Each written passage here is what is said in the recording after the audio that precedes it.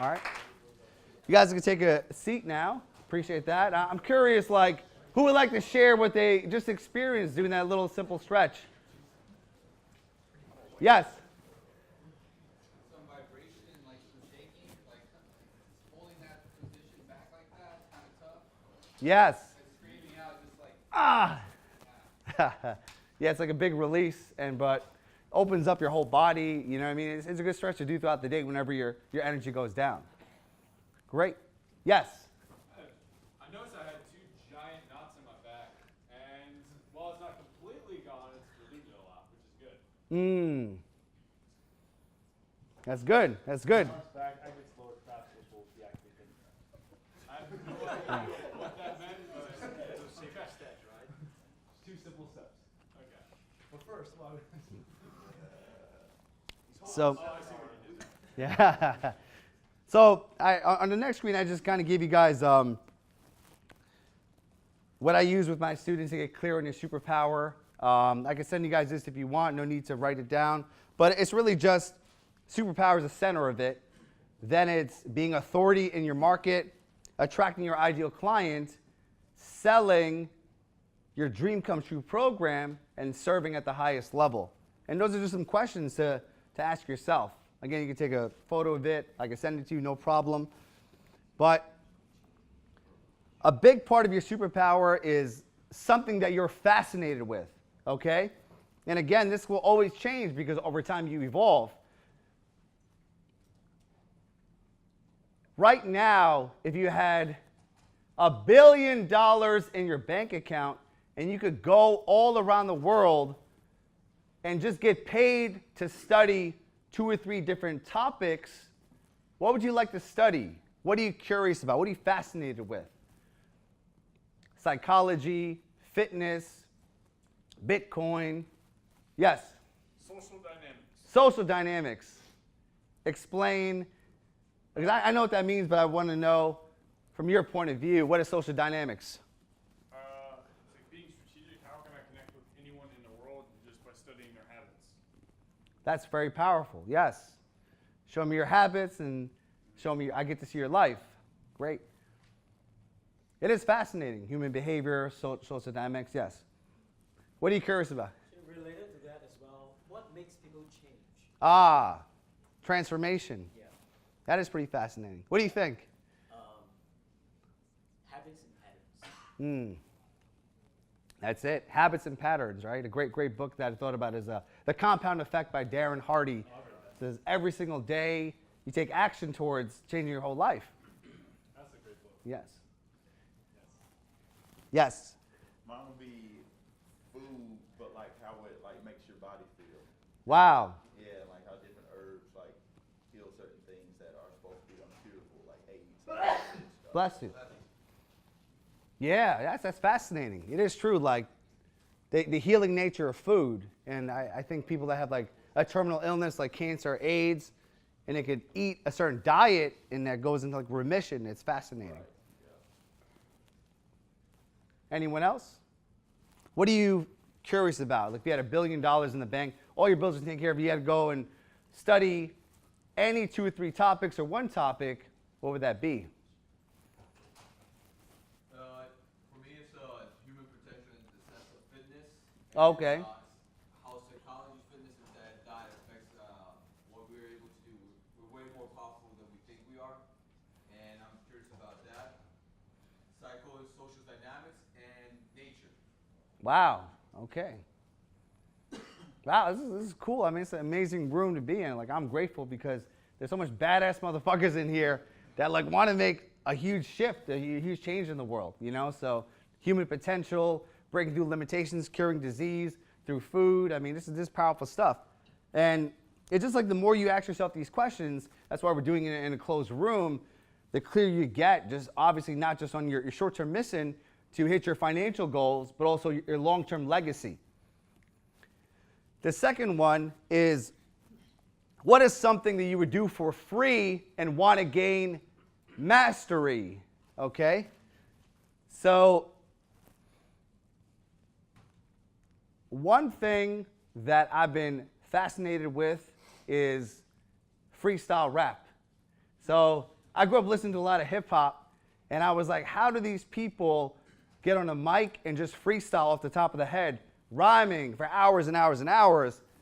And I thought you had to be like a genius to do it. But I was like, what if I practice? What if I practice freestyling? So I would go on YouTube and hear a beat and then just go. And like, at first I sucked really bad. It'd be like cat, hat, bat, just simple rhymes. And then the more you do it every single day, you have more complex rhyme structure, multiple syllables, and then you flow. And then you're like, holy shit, like Jay-Z didn't become Jay-Z overnight. He was literally, as a young kid in elementary school, writing down rhymes all day long to the point he memorized it and he created a flow. And then what he's doing now is probably like 30 years of practicing 4 to 5 hours a day. So that's mastery, right? So I don't know why I love freestyle rap, spoken word. I'm moved by it, and I would do it for free. In fact, Do it. You should. Just do it anyways. yes. Say No. the speech and spoken word. I'll just rhyme the rest of the speech. Speech, reach. Preach. Preach, yes. So the point I'm saying is there are certain things that you do that's kind of a part of your superpower, and obviously I have an affinity towards that because I want to become a better communicator. So if I'm freestyling 2-3 hours a day, then when I speak, the words come to me very quickly improvisationally. I just go into a flow state very quickly without having to think. So the more you're in the moment, you do these things that you love doing. Like, I don't plan on being a professional rapper, but as a speaker and a communicator and as a coach, I have a rhythm and cadence. And the reason why I'm not rapping right now is because Frank, he blows me away. He's actually taking it seriously. Please share, because it's inspiring to me. Like, what are you doing with your music career? Well, no career just yet, but just recently, after the last Mastermind, it was like music's been on my mind for a long time, and I stuffed it down for many, many years, and I've been in fitness, so I'm doing that instead, and somehow I just couldn't get rid of it. So after the last Mastermind, I was like, this is what I'm doing right here. So started putting some stuff out, and we're gonna work on it. You got a song out right now, right? On SoundCloud? Things, yeah. It's good, man. I like it. Yeah, check it out. Yeah. We'll talk about it more as we go, but you'll see it. You won't be able to miss it, that's for sure. But that inspires me because, like I said, I'm too much of a wuss to perform publicly right now. I do it in my own house. I record it. But honestly, I get scared sharing with you right now. And it's something I got to work on. But like anything, I'm committed to becoming better and better so I could present myself in a way that is decent, And that's I need more practice. Tell them about the stand-up comedy. Okay. Stand-up comedy, he does a lot of very cool things, man. He puts himself out there, so don't understand. Yeah. No, I'm just saying, that's my weakness right now, freestyle rap. But I set a goal to do stand-up comedy, and this was something I've always just, in my heart, I wanted to do, because once I got over my stuttering and I started doing videos, then it was like public speaking. But I realized with public speaking, once you get over the confidence of just being up here, you don't have to be that good. Like, if I sucked, you guys are pretty respectful, you wouldn't boo me or throw shit at me. You know what I mean? So public speaking, like, you can have a boring speaker and everyone just claps, it's okay, whatever, you know what I mean?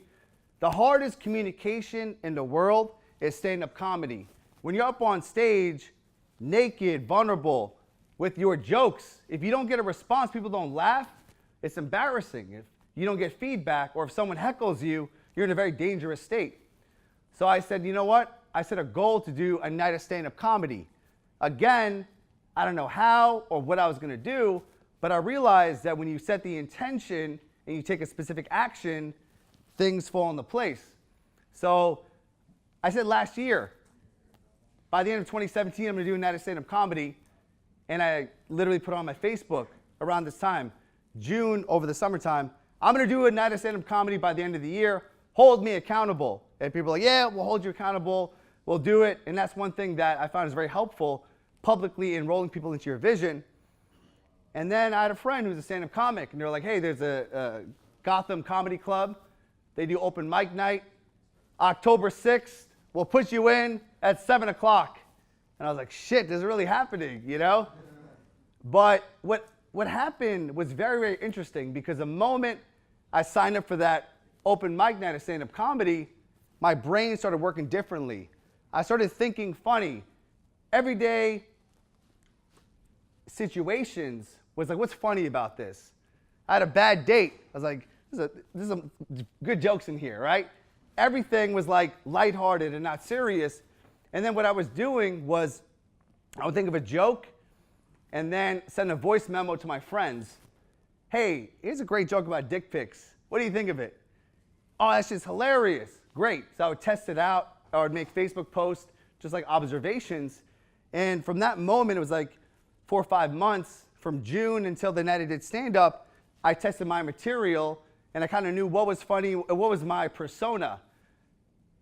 Then it was a big night, October 6, 2007. I just remember like sitting in a crowd, like looking up, like, oh, fuck, I got to go up there, you know?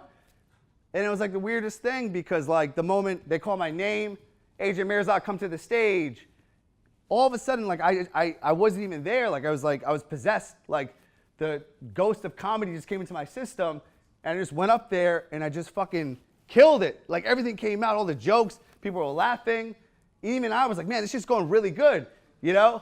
Because some of my friends, they were doing Facebook Live and recording it. So it put more pressure on me, but it was like, I got this. Easy shit. And then I finished my set. Everyone started applauding. People stood up, and the professionals were like, holy shit, this is your first time doing this? I'm like, yes, it's my first time. I never did this before. Like, oh, man, you got some talent. You're really good. You should take this further. And I said, no, I just wanted to like see if I could do this. And it was like that one goal changed my life, because it made me realize that like anything that I want to do, if I commit to it and I work on it every single day, I can make it a reality. Again, my goal is not to become a stand-up comic or a rapper, but who you become in the process is far more important than the actual achievement. So looking at the world through a funny lens, becoming a better communicator, being more improvisational, all of a sudden you gain that mastery. So think about one big communication challenge you could focus on. What is that, right? Is it a night of stand-up comedy? Dancing on video, right? Women are pretty talented at this, so they'll put the camera on and start dancing. To me, that shit's scary. Recording a rap album like Frank. It's not about becoming a professional, although you can't do that. Maybe it leads to a whole new superpower, a whole new career, but in that journey, who you become in the process is the most important thing. So what is one thing you would do on a daily basis for free and gain mastery? And the most important thing is that people will pay you for it, okay? I'm going to end soon and obviously open up some Q&A, but this is the biggest thing, because you have a lot of skills. How do you get people to pay you handsomely for those skills? And the biggest misconception is that it's out there. It's like, I need to find my purpose, this mission. It's literally staring you in your face. Look at the last few books that you read. Think about the deep conversations you had. When you're bored on Netflix, on YouTube, what are you watching? So these are little clues that are pointing you in the right direction. And obviously, the inner work, the intuition, listening to that inner wisdom will always point you there, okay? So the biggest thing is to have an inquiry and understand that you already have the answer within you. The vision is there, and it's that daily practice that will get you to that grand vision, make it a reality. And this is one thing that has helped me. This is like my mantra. Act as if, and soon you will become.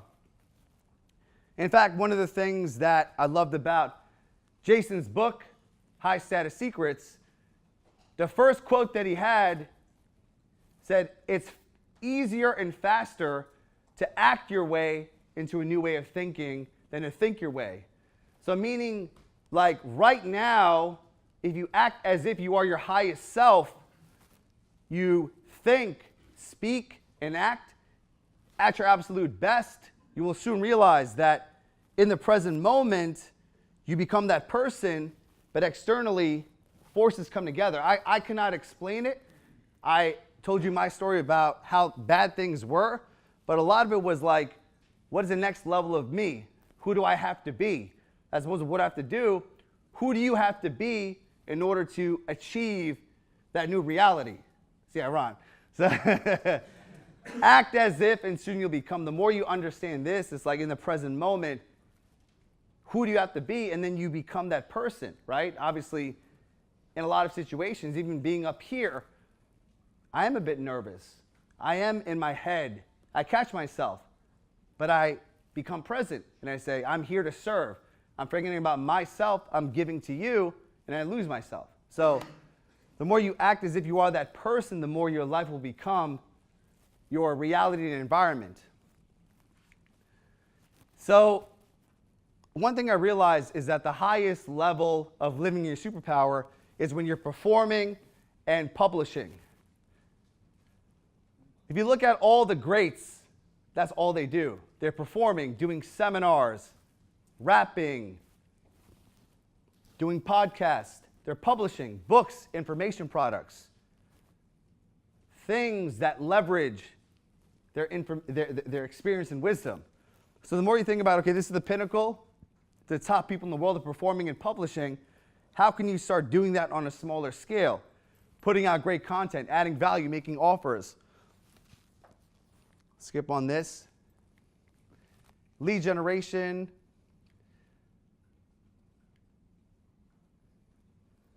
So back to that main question. What is a big problem your prospects want solved? And your solution is the magic pill, okay? So a great copywriter, John Carlton, said, if you could create the solution to your prospects' problems in a way that sounds like a magic pill in an ethical way, then you'll rise to the top. Meaning that if you make it seem like, okay, if you follow this program, you do this, and it's like the one thing you need to solve that problem, then you'll be far ahead of your competitors, okay? Because again, people don't want to have to know that they have to spend hours and hours of back-breaking work to get to the end result. But your job is to inspire them into action. What's the first step you could take? Then the next step, then the next step. And it's really just becoming your prospect, right? Thinking about where this person is. If you were a person that solved this problem, how did you overcome it? Okay, what did you have to do? How did you think? How did you speak? How did you act? And what's the next step to get closer and closer? And then you basically just put out a step-by-step process. And one thing that's good to do at some point this weekend is just think about, like, if you had this dream come true process to get a person from A to B to create this transformation, let's say if you had 90 days to go about it, that's 12 weeks. It's more along the lines of what would you do step 1, step 2, step 3, and then you leverage it, okay? So basically, what I did was I created this course, and it's about really discovering your superpower, but at the same time, a lot of the exercises that we're talking about in terms of getting clear on who you want to be a hero to, developing a marketing system, a sales process, and then the multiple different ways to perform and publish, you could go to that link and access the free course. It's a 5-day process, and it goes very deep. I would suggest you start this on a Monday. You guys can do it free of charge. But basically, it's how to take this thing that you're fascinated with, that you want to gain mastery, that you want to serve people at the highest level, take it from an idea and then 5 daily actions to make it real. Okay, how to implement it by the end of the week and start selling it. So you actually get an entire process that goes from start to finish. So it's kind of like an automated course. You could do it at any time, but I would suggest whenever you guys have like 5 days on a Monday, go through it step by step, do the exercises. It essentially elaborates on a lot of stuff I shared today, but it's the actual going out into the world and taking action with it. So any questions? Thank you. That I said a lot of stuff, and forgive me if I went into a flow state. Sometimes I talk fast. Is there anything that you'd like me to answer while I'm here in front of the room? But if you want to reach me, my stuff's on there. Yes, Frank. When I first met AJ, I was trying to do like the affiliate stuff, $20 programs, $19 programs. And when I listened to you speak about high ticket sales and your mindset on that, and how you view that, and how you view business, I thought that's what changed my perception. So I think you should tell these guys a little bit about that as well.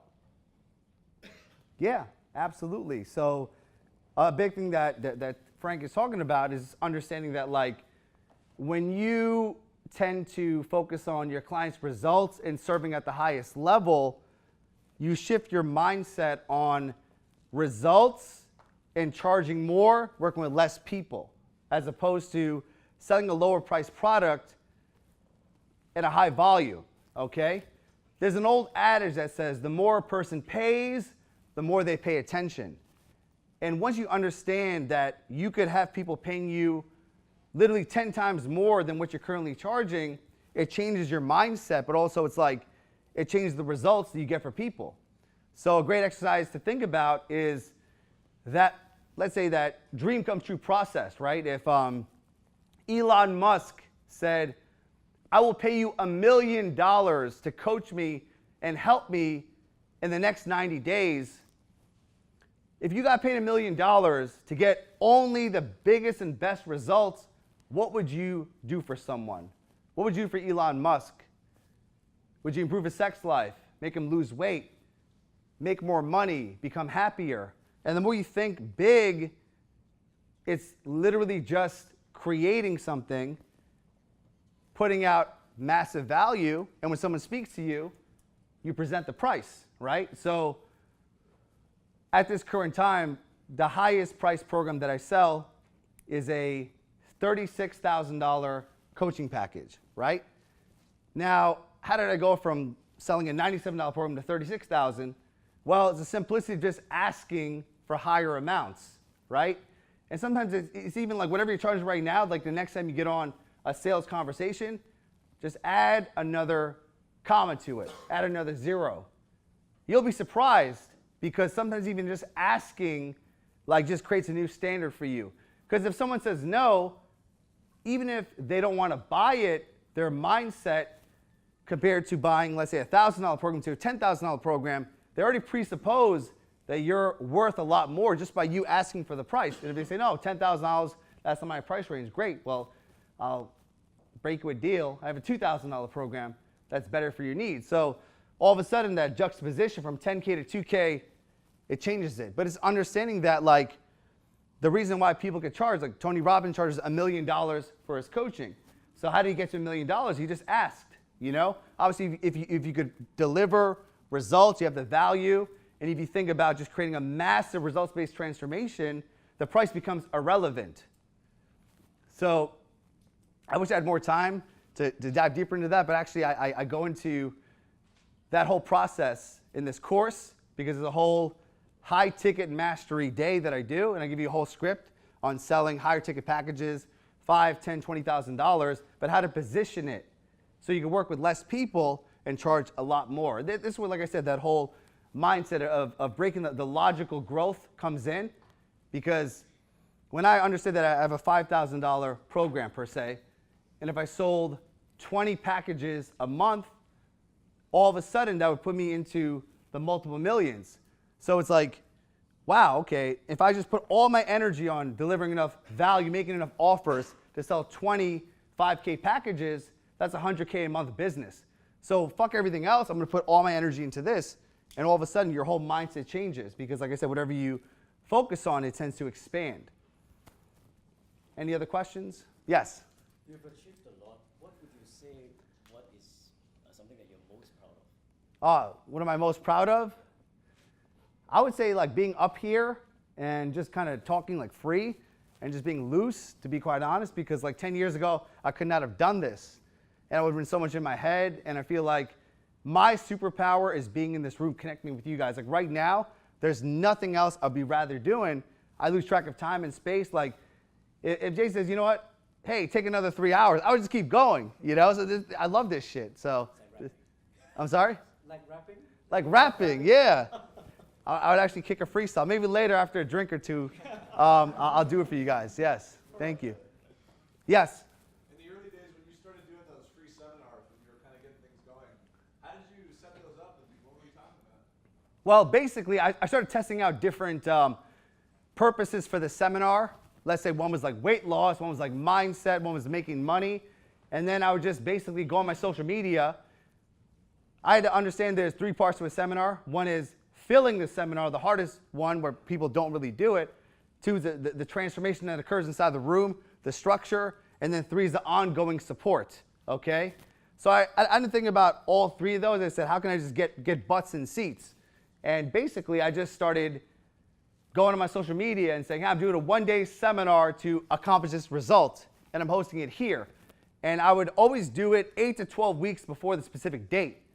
So some ideas that I had initially, no one really signed up for it. And that really didn't matter to me because people forget that you are even doing a seminar. So I had a number in my head. I said, if I have at least 10 people that sign up, then I'll do the seminar. So what I like about live events is the fact that you could test it. You could put out an offer, whether it's a seminar or retreat, and see if people sign up. If they sign up, then you host it. If they don't, let's say you have a goal of 10 and 3 people sign up, I just give them the money back. Hey, we didn't get enough people. Here's your money back, or we canceled the seminar. So no big deal. But then as I did it, 10 people, 20 people, 100 people, 200 people, and then it just starts to grow because you get better at those 3 parts. Filling out the room, you become a better presenter, a bigger transformation, and then the sale, the ongoing support. Once you learn how to sell one to many, you can do 1 seminar that could be your whole year's income in 1 day.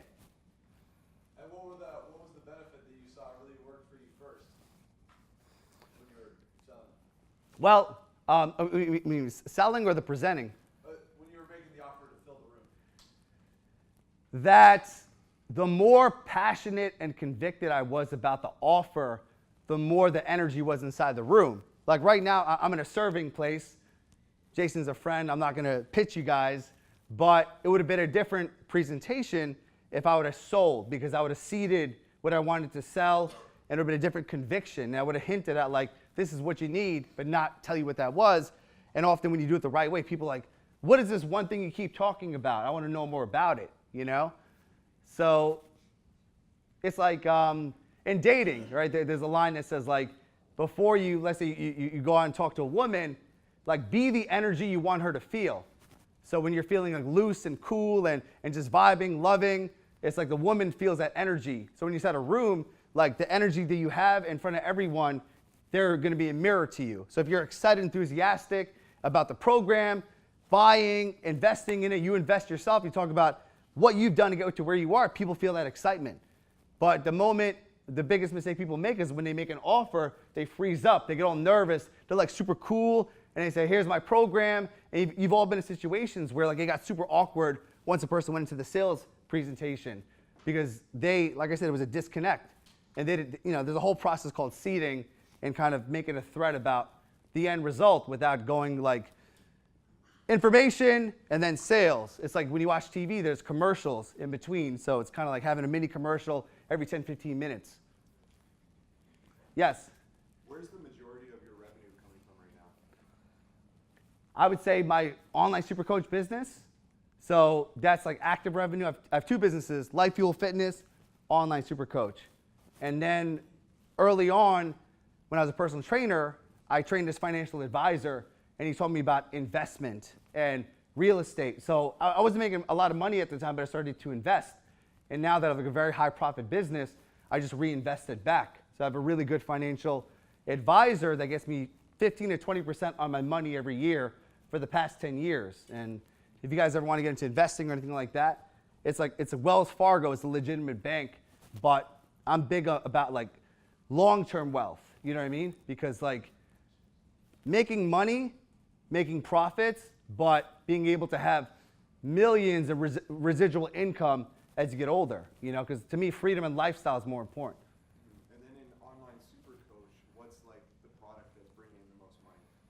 So it is my 12-week course. It's a $5,000 course, and basically it'll sell anything from like 20 to 40 a month, depending on the seminars that I do. Every time I do a live event, I sell like over 20 to 30 inside the room. So basically that's like the foundation, and obviously once you go into that, that's like the front end offer. Then there's back end offers, masterminds, upsells, all that stuff. Cool. I'm a big believer in charging more. So I don't do like low ticket offers really. Yes. So remember earlier you were talking about Toastmasters. Yes. And I had heard of it, and I'm just looking it up now because there's a lot of locations in LA, which is where I'm from, where I live. Yeah. Do you have to fill up the seminar seats yourself when you do Toastmasters, or is that all filled up for you? Toastmasters.org, free organization. They have one in every single zip code. You go to the website, and they will find the Toastmasters near you.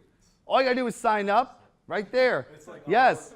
It's like LA. It's like all over the place. It's a nonprofit company. It's like $30 for the year. The best investment known to mankind, in my personal opinion, in terms of boosting your confidence, presentation, sales skills. I need this. Yeah, just sign up and just go to your local chapter and they'll have a room full of people. And if you're lucky, they'll have you talk that first time, which is kind of scary, but you just step out of your comfort zone. That's awesome. You should get Jason's opinion on Toastmasters. Oh, yeah? He has like a very good opinion on it. Well, it's free. And the cool thing about free is like you could like, test it out. Just practice, Yeah, it helped me because, like I said, at the time I stuttered and I had I didn't have a lot of money to like hire a public speaking coach. So these chapters meet like weekly or how? Every week. Find one that's cool. Yeah. There are different chapters that are meeting different days, and you could pretty much do this like almost every day. You could do that. Some people do that. Yeah. No way. Yeah. Oh my You could have an audience in front of you every single week just to present to. This is fucking awesome. Any other questions? Anyone else? Yes. So I know you're involved in a lot of different things, but what's your number one focus in your business right now? The number one focus in my business right now is being a world-class performer. So I have an acting teacher. I take improv classes. I have a professional comedian that coaches me. We do video chats. I freestyle rap. I dance. But I want to get loose. I want to get free because I know that if I become a better performer, my videos increase. My seminars get better. I have more fun. So right now, I got the money thing down packed. But for me to make a bigger impact, I want to have more entertainment value to what I do. Anyone else? Yes. If there's someone that you've been like trying to connect with and you just haven't, who is that person that you really want to have in your world as far as like a relationship, whether it's a mentor or a friend, someone that you can look up to or whatever that is? Who's that person? Eckhart Tolle. Who read The Power of Now? Okay. Yeah, when I got out of the coma, out of the hospital, that was the first book that I read, and it was about living in the present moment and just being in the now. And I actually was able to see him for the first time 2 months ago. He came into Manhattan to give a speech at the Beacon Theater, and he was like the real deal. Like I see a lot of different people, but he had this presence about him. And to me, it's like if I could become more present, more happier with what I have now, then that's the secret of life. Because I could always achieve and look forward to it. When I accomplish that, when I make $10 million, when I have the Lamborghini and the Bentley and the 20,000, it's always like the next level, private jets and yachts. But having what you have now, that's like true wealth. If you can do that at any point in your life, then you're the richest person in the world. Yes? Just curious, what kind of dance do you do? What kind of what? Dance. So I love hip hop, reggae, and reggaeton. So those are my three. And those are good dances when you're in a club because if you can move, that's the ladies. You get up close and personal. But not really like square dancing or country. And Do you do salsa and bachata? That's like next level. I want to learn how to do that because if you could learn salsa and bachata, that's like your game's like on, Yes. What's your funnest ladies story from one of your coaching clients? I have a rule that I do not sleep with my students. So, yeah, no, as a personal trainer, there's like some women that get up close and personal, but like when someone gives you money, it's like hands off, When they stop being a client, it's a different story. But is that your question? Like, because I don't want to be on record saying, yeah.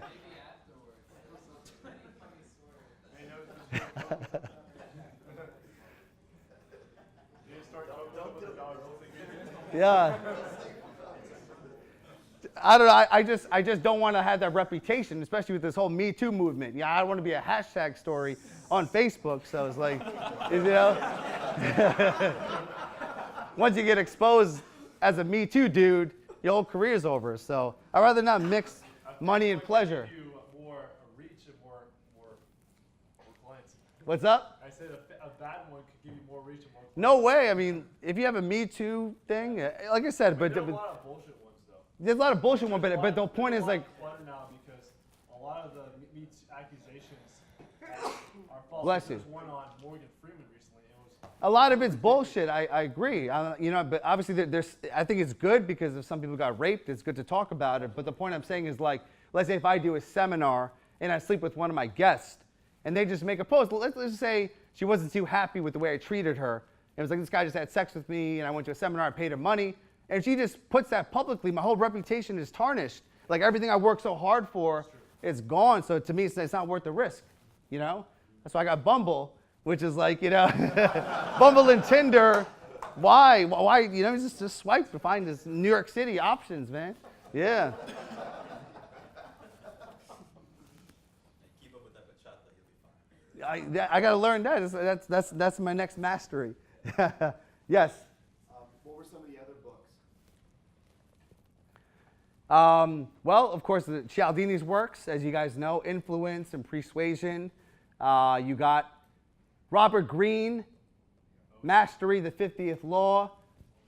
Art of Seduction, 40 Laws of Power. Art of Seduction, 40 Laws of Power. I'm Yeah. reading Art of Seduction. I'm reading it from a marketing perspective. Compound Effect, Darren Hardy. Book I just finished, Clarity by Jamie Smart. I mean, those are the ones that come to mind, but anything Eckhart Tolle, Robert Cialdini, and Robert Greene, you're golden. All right, so if you guys have any other questions, feel free to message me, follow me, I'll follow you, and obviously I want to be respectful of your time. I want to thank you guys so much from the bottom of my heart. You guys are awesome. I appreciate you. Thank you. Thanks. I got a clap for you. Yes.